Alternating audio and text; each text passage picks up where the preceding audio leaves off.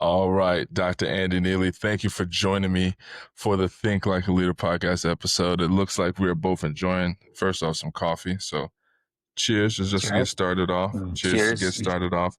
Um, Cheers.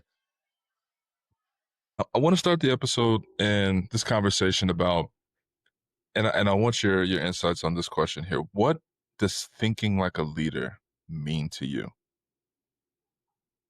So I think it's probably different than what most people think as they're emerging into leadership, because thinking like a leader has to do with probably, three or four things. One, you've got to become more strategic in your vision. You've got to um, have a bigger conviction. You're thinking broader. You're thinking further. You're thinking about the competition. You're thinking about the market. You're no longer just thinking about the machine that you were working on, or the plant floor, or the project that you were responsible for, or the deadline for your software sprint. You've got to get outside that. And then the other thing is, I think it's you've got to realize that if I'm going to think like a leader, my people have to become more important than me. I'm not at the top of the pyramid. I'm at the bottom of the pyramid. And I got to tell you, Dorian, in the 2020s, where celebrity influencers are regularly mistaken for being thought leaders, we think to become a leader means now you get the spotlight on you. The best leaders are always turning the spotlight on their team. Those would be probably a couple of initial thoughts. I saw your head nodding. I know No, you've got some of that same experience, right? well, I just agree, and I love the way that you put it as being a leader is the foundation of the pyramid, not the top of the pyramid. And Yeah, yeah, I think that's a visual that people can grab, where yeah, you have to yeah, understand to be a leader, you have to be the ground floor yeah, because yeah, you're the stability, you're the yeah, reason that you can continue to keep going up and up and up, or the yeah. business will go up and up and up. You have to be that foundation, and I love the way you Well, put you that even because even go back to some of like your sports background.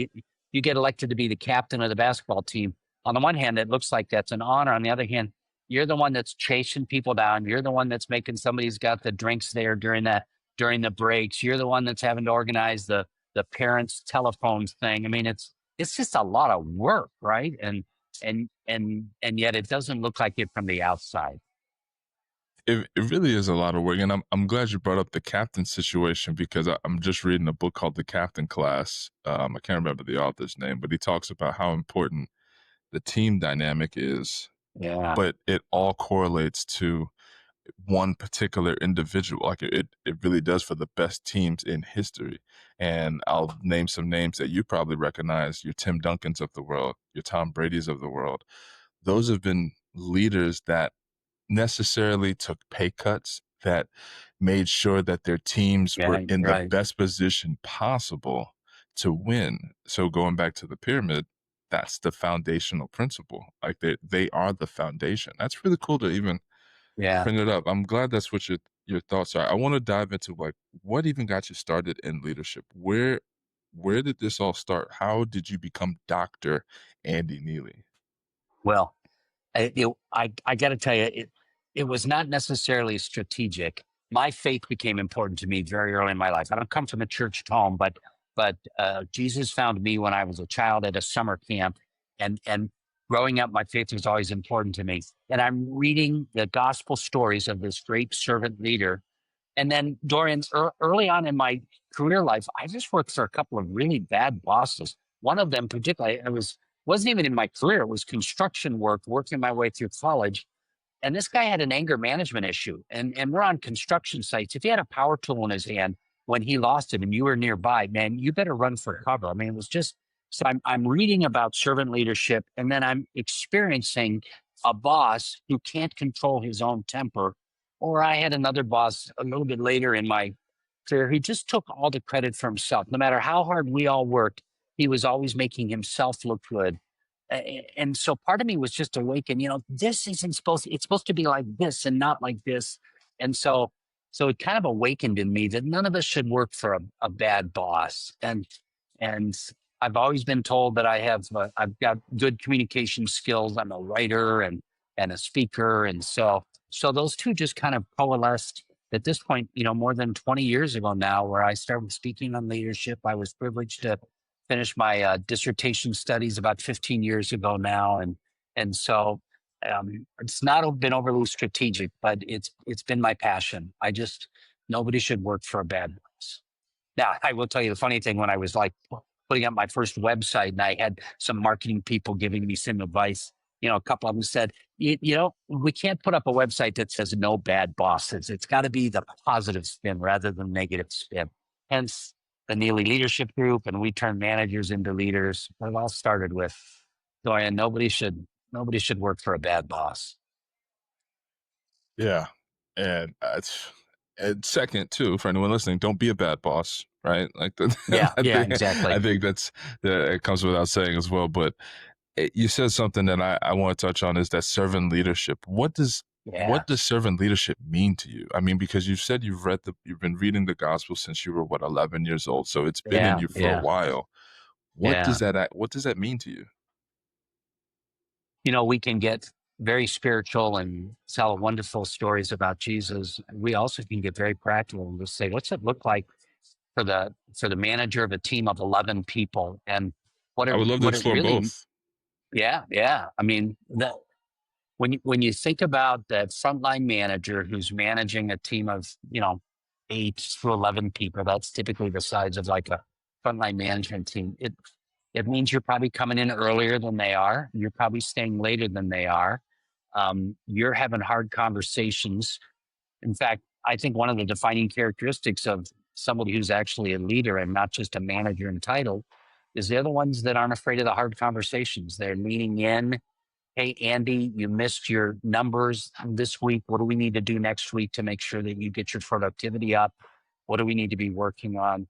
And then the other thing, Dorian, is I call it the leadership covenant. They're people like you and hopefully me, where I've got my HR policy, and my policy says Andy gets 2 weeks of PTO, and he's already used it in 2025. And then Andy just came to me and told me his folks, they were having to move their dad into a memory care center outside Chicago, and he needs to fly into town and take a few days and help his mom kind of shut the house down. And it goes beyond the HR policy, but I'm invested in Andy's life, and I figure out how to make that happen. And so it's both a balance of I've got to follow the performance criteria, and I put my people first. And it's that balance. And so I really call it the leadership covenant, where you don't just have a contract with your people. You have a covenant where you commit to taking care of them to the best of your ability, given the constraints of there's still software that's got to be delivered, there's sales quotas that have to be met, there's equipment that's got to be put out the front door, whatever position they're in, and you manage that tension. You never win, but you manage that tension. Sorry, you had me talking a long time. You can tell I'm a little bit up on my soapbox right now. I think this Oh, this it's tension of leadership never goes away. but these are the topics that I think are important, and I've had these discussions with plenty of people recently, specifically a couple executives that I talked to, where they are still trying to figure out how to create leaders from managers. Yeah, And yeah, it is not easy. And they tell me it's not easy because yeah, of, and I want your feedback on this.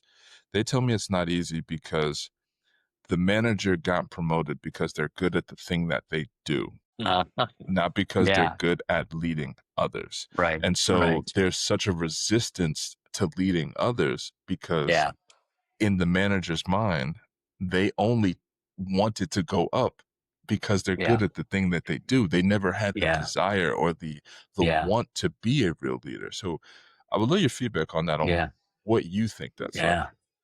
Well, I think that the folks you've been talking with have identified one of the key challenges. I I talk about the four leadership necessities. This leadership covenant we talked about. You got to get right. That's that conviction piece of seeing the bigger picture. Part of what we've got to do is now the competence piece is no longer my competence anymore. It's my team's competence. I've got to help my team execute better. So part of the job of a leader then is making sure they have the tools that they need, the resources they need. Sometimes a leader's got to become a champion and fight with upper management to get those tools for their team. It means they've got to make sure that their teams are being adequately trained and they're being held accountable on the right metrics. And all of a sudden, it's like, well, it's not, can I deliver that report on time or can I close that sales quota? It is, how do I make my people more successful? And, if you've got upper management that's trying to, how do I nurture my front level managers? Part of it is helping them understand what do they need to do to help their teams execute and become more competent, not the manager, but those frontline people. The other thing is it's a bit of an ego trip challenge because Dorian, if I've been a top performer and I've been recognized for being a top performer and I get accolades and then the result of me being a top performer, all of a sudden I moved into a management position. My whole job now is to make my other people more successful than I was. And that kind of is a hit to the ego at times. And so there's a mindset shift that has to take place. So, with you working with leaders, how do you get that shift of mind? What are you saying to them? Because if, like, yeah, and I'm gonna give like a scenario, like you're at this big corporation, you've done everything you're supposed to do, you've led a Yeah. team, and then they move you up to manager, but now it's a completely different world. You're now at almost I would say the bottom of the managerial totem pole now, Yeah. right? Yeah. Yeah. And so Right. now the answering Yeah. that you're doing is to like 4 more levels. Like, what are you telling Yeah. them to not get discouraged Yeah. in the role? Because I believe it's probably very easy to. Yeah. Well, I think part of it is setting them up front for success, saying this is going to be harder than what you think it's going to be. It's not a glamorous job. It's a thankless job. It's taking us back to that high school football team captain. It looked neat the day you got elected, and then all of a sudden you're the one that's making sure the towels are picked up after practice, right? So it's more work than you realize. And then I would come back to these 4 leadership necessities. Hey, emerging manager, you've got to become a person of more conviction, that bigger picture, that strategy. You got to know what's the purpose of the organization. What do we look like? Thinking further, broader, bigger. The second one, this whole competence piece, Andy. It is now your job to figure out how to give your people tools so that they can execute better. And then the leadership covenant piece that we talked about, where Andy, part of what you need to realize as a leader is you're going to end up sacrificing for them.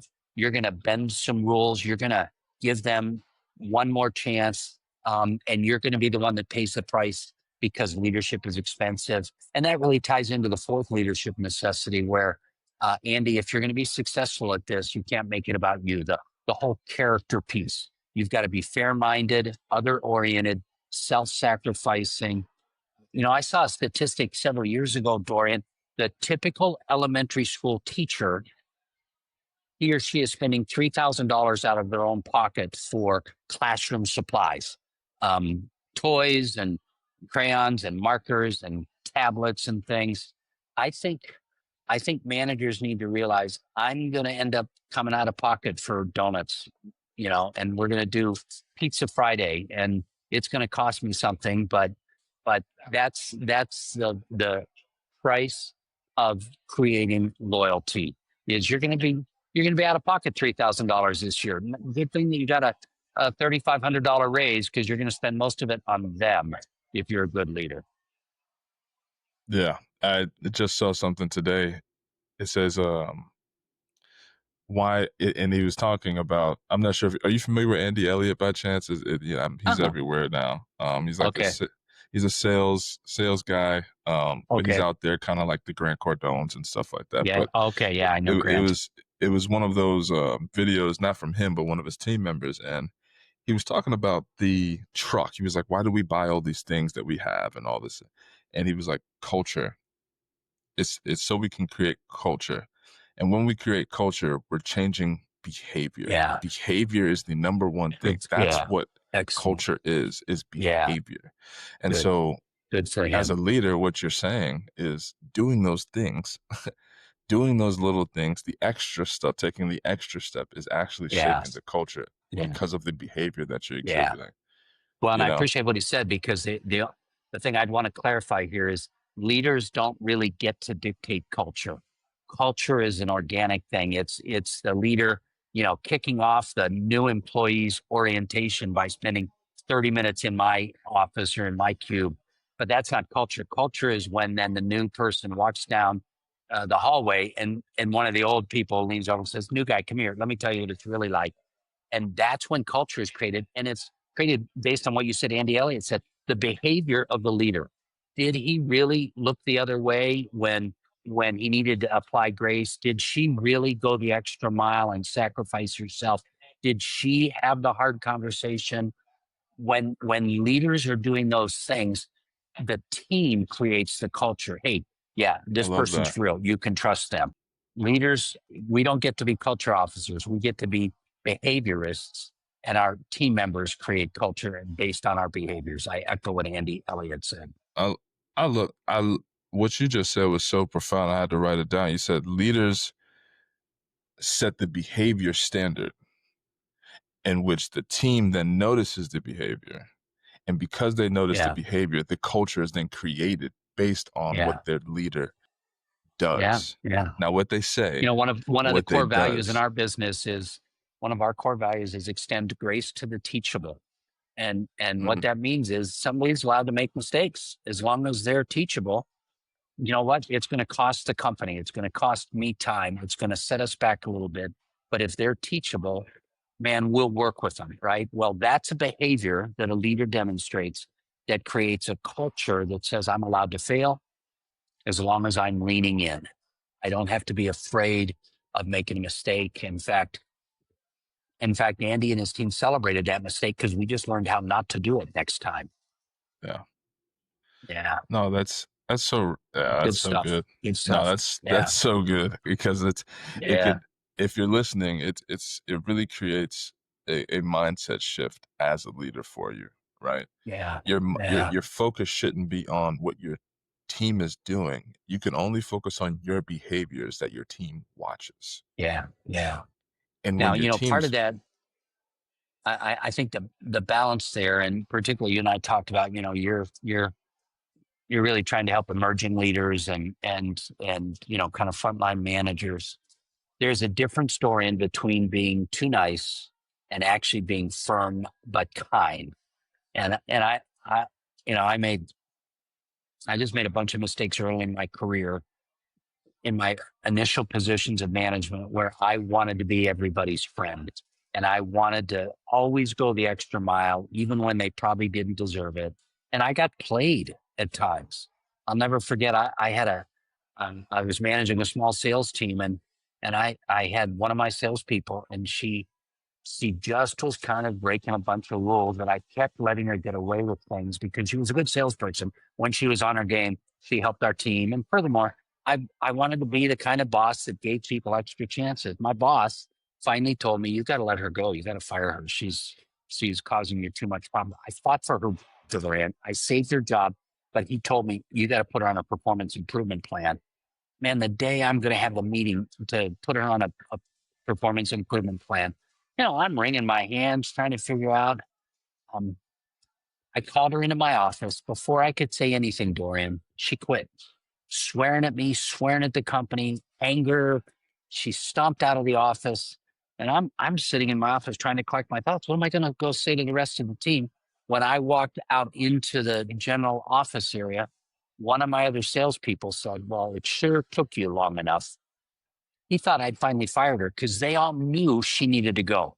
I yeah. was the one that was wimping out. And I wish I had a good end to that story. Not only did she quit, she went across the street, went to work for one of our competitors and took business from us because I wasn't a strong enough boss.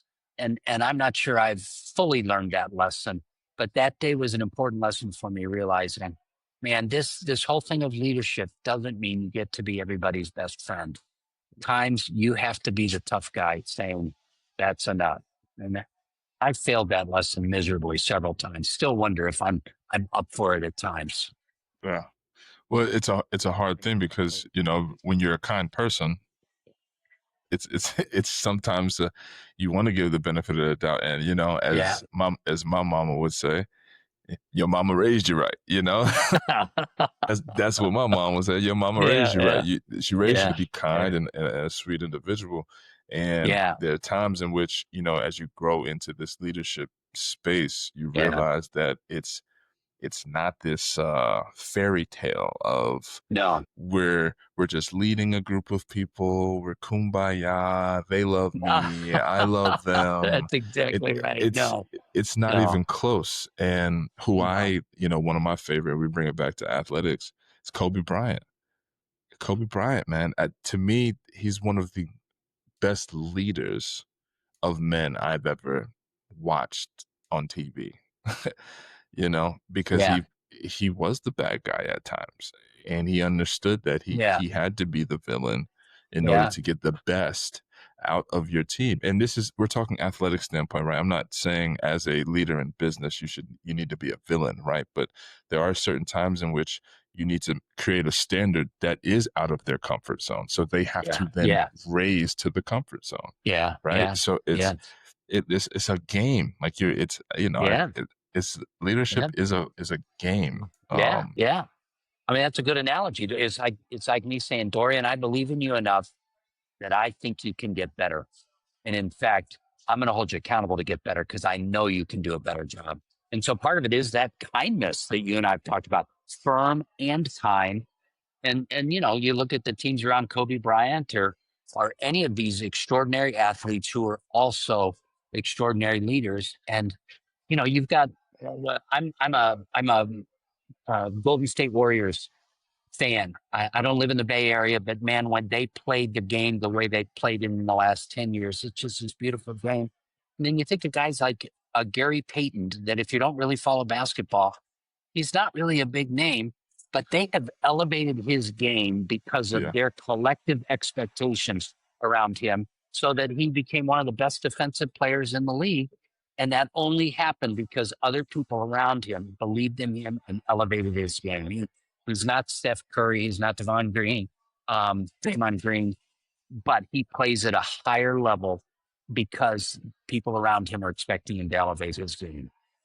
And I'm a piggyback off of that because same thing happened to Jordan Poole, but as soon as he left that fold, as soon as he left that leadership, we Yeah. haven't heard Jordan Poole's name since. With all No. respect, he's still an NBA player, he's still really good, all that jazz. But I'm saying, like, he went from being a 6-man of the year contender to no longer having a name in the NBA.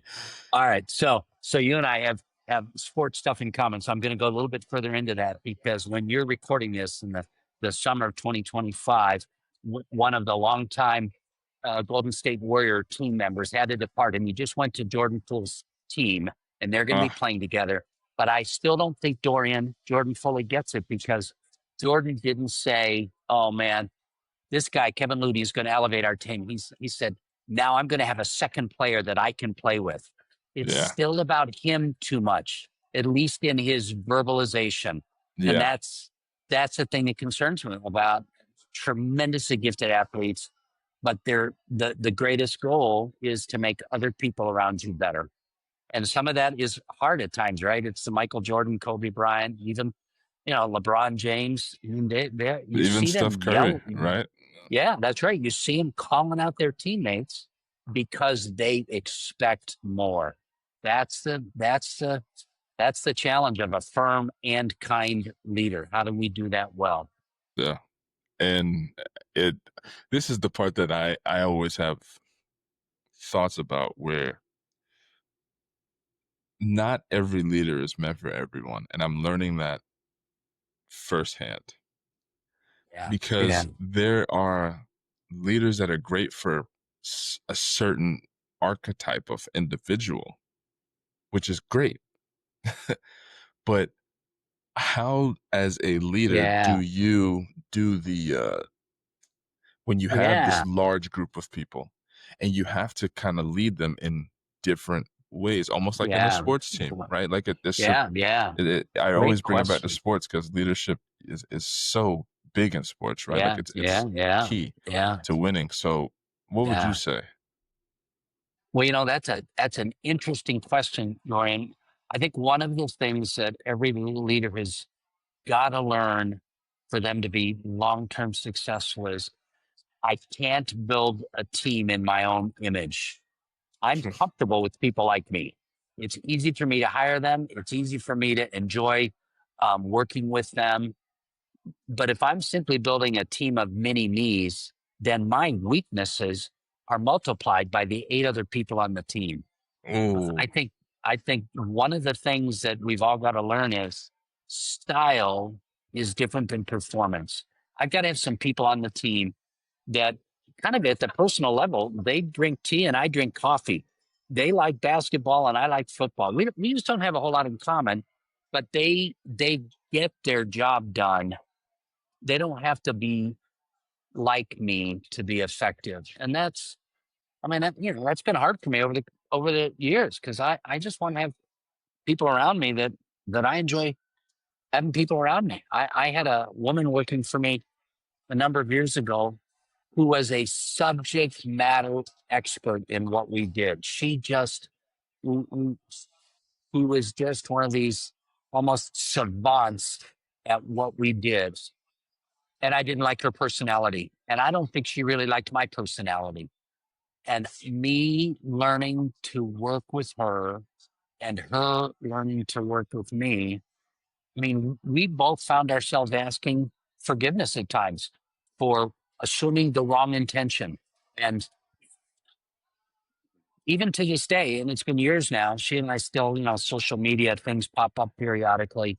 Um, I I learned more about letting go with her because she was different than I was, and um, and that's a hard lesson to learn. But I don't want 8 Andys working on my team.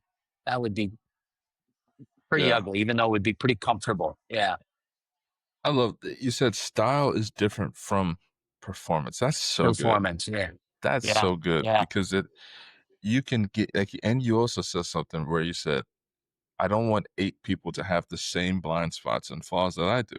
Why would I do yeah, that?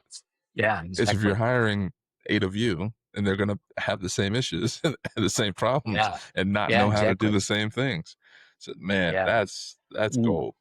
I like that But one. but I can tell you you know the only way you realize it is once you do that, you just realize I just hired 4 more people this year, and all of them look just like me, and we're stuck in the same rut. It's like I keep making the same mistakes over and over again. Oh, That's the definition of insanity, as they say. yeah, Same yeah, mistakes over and over again. Um, exactly, exactly. Yeah, man, I want to switch gears though, Andy, and I want to talk about your book, the Three Imperative Leadership Conversations. yeah, yeah, Um, yeah. I want to just really dive into just how leaders hold better conversations because we're having a conversation now. We're kind of jonesing and having a good time, but how can leaders do it? Yeah. So first of all, I think this whole conversation we've been having, for the last 30 minutes or so, Dorian, leaders need to recognize leadership is a responsibility, not a privilege. And these 3 imperative leadership conversations are really part of that. The leaders need to be brave enough to hold hard conversations. I own a bunch of retail businesses, um, and I had a manager years ago who had Dorian. I'm embarrassed to say, just horrible body odor in a retail environment.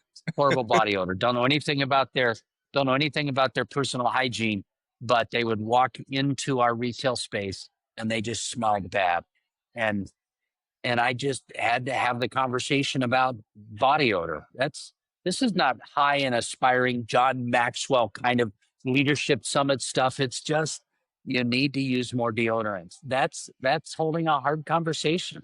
Leaders need to hold hard conversations. And that's just almost a humorous one out at this point, but leaders need to be the ones that hold people accountable. They need to lean in. So that's the first imperative leadership conversation. Indeed, I will go so far as to say managers get all the easy conversations. Leaders get the hard conversations.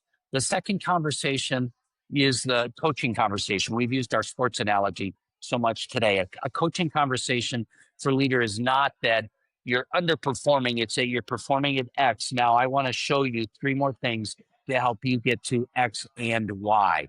And so the best leaders I work with, they have consistent coaching conversations, probably monthly coaching conversations about the skills and behaviors of their team members, helping them add some capability, the coaching conversation. And then the third leadership conversation is is the conversation of celebration. I call it the threefold affirmation conversation. Your people and my people, Dorian, we get beat up every single day. And in fact, folks that are listening to Dorian's podcast, he was scrambling 31 minutes ago because the internet issues with his podcasting software, something wasn't working correctly, and he's in the background trying to fix things, and he's going to have some post production editing he's going to have to do now. There's just more work involved than it looks. Our people are getting the life sucked out of them all day long. And the world is full of Kevins and Karens who yelled at them on the way into the office this morning. And so part of our job as leaders is to be chief encouragement officer. And how do we celebrate even small successes? So I call it the threefold affirmation conversation. Every time somebody does something well, you can celebrate it three times. Dorian can come to Andy and say, "Good job, Andy." Dorian can say, "Hey, Andy, Friday at our team huddle, can you tell us what you did?" And all of a sudden, I get to celebrate my success a second time. And then the third time is when Dorian sends an email to Dorian's boss and copies me on it saying, "Hey, boss, can I tell you what Andy did for the team this week?" And all of a sudden, one success became three times that I'm getting a dopamine hit from my boss. And all of a sudden, I look at Dorian and I like working for him because he makes me feel good about my performance. That's an Yeah, important part. It doesn't matter what your role is. If you are a leader, you're a CEO, Chief Encouragement Officer. man. I feel like there's a lot of people that need to hear that last one because Yeah, I feel like that last one's missed. I've seen the other two covered, in places that I've been. yeah, I've yeah, worked maybe yeah, 20 jobs, 25 jobs in the last 10 years, right? So like I've worked literally everything you could think yeah. of. And what you just said, I can't remember maybe one place where I think that there was encouragement based on a performance Yeah, that was done. Even if it was little. And I think I remember the way I felt. yeah, yeah. I remember the And I way mean, I there's hard felt. science behind it, right? Yeah, You felt a release of dopamine. This was like a puppy getting a treat, right? And I mean, we're a lot more yeah. sophisticated than that. But no, we're not. My team a year ago gave me the sunglasses award because they said every time Andy's around, things are brighter. And I thought, boy, that's kind of trite, isn't it? It's just they gave me some sunglasses and a little. Oh, that's kind of not overly sophisticated. And then I thought, you know what? I'm supposed to be that way. They're supposed to think that the owner of the business is the most optimistic guy out there.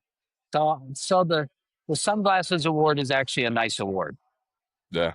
That's that's so cool. Shout out to your team for doing that because that's Yeah, a yeah, especially when you're not expecting it too, and yeah, that goes reverse. yeah, It's like if anyone's not necessarily in their leadership position and they see that their leader needs that yeah, encouragement as well, yeah, just pay it forward is what I'd say, yeah, because yeah, I know this gave me inspiration to reach out to one of my leaders and just say, yeah. hey, yeah, you've been Thank you doing for that. awesome, Yeah, thank you, yeah. so Well, and um I think it also gives you and me permission then. In some respects, we've been making these little positive deposits along the way. So when you need to have a hard conversation with me as your employee, Dorian, I trust you, right? I let you come into my office and shut the door and sit down and say, "Andy, we need to talk," because I mainly think of you as a this guy's here for me yeah. kind of boss. Yeah. So, real quick question though, with the encouragement piece, how do you do that so an employee or someone that works with you or for you doesn't feel like it is, trite or fake or especially like if you haven't done it up to that point and you've now wanted to start adopting it over time. Yeah. because I Yeah. know that that's where we're talking. Sometimes people might be in the middle of their leadership and haven't done any of the things that we've said, right? So Yeah. how does someone make this shift and Well, have their team not feel yeah. like they're full of Yeah. it, like, oh, here they No. go, like that, Yeah. because Yeah. that's what could happen, right? Yeah. Well, one, I think genuinely what you and I are talking about is if this leader is going to become the leader they need to be, they genuinely need to say, this is not a mask I put on. I am going to work at becoming a more positive person. I am committed to learning how to see the cup half full rather than half empty. And Dorian, I call it the leader's hour. It's not a 60-minute time frame, but it's that hour first thing in the morning. I'm here in Phoenix, Arizona. I live in Austin, but I'm in Phoenix for a conference, 2 hour time zone difference. So I was up at 4:30 this morning before my day started in Phoenix because I needed some time on my own to get my head on correctly. And that leader's hour. And for me, it's my Christian faith. I spend time reading the Bible and studying and praying. For both you and me, obviously, athletics and fitness is important to us. It includes fitness and exercise. It includes journaling. For me to become who I want to be, I've got to lead myself first. And then for this new emerging leader that may not necessarily be the kind that is giving out compliments, I think at some point there needs to be a team meeting where I just kind of eat some crow and say, hey guys, I realize I've been kind of pessimistic in the past and I'm trying to change who I am. We're doing a lot of good things around here. I'm going to try to really start recognizing all of our small victories. And man, if you could give me help with that, I would appreciate it. And demonstrating the degree of vulnerability around that.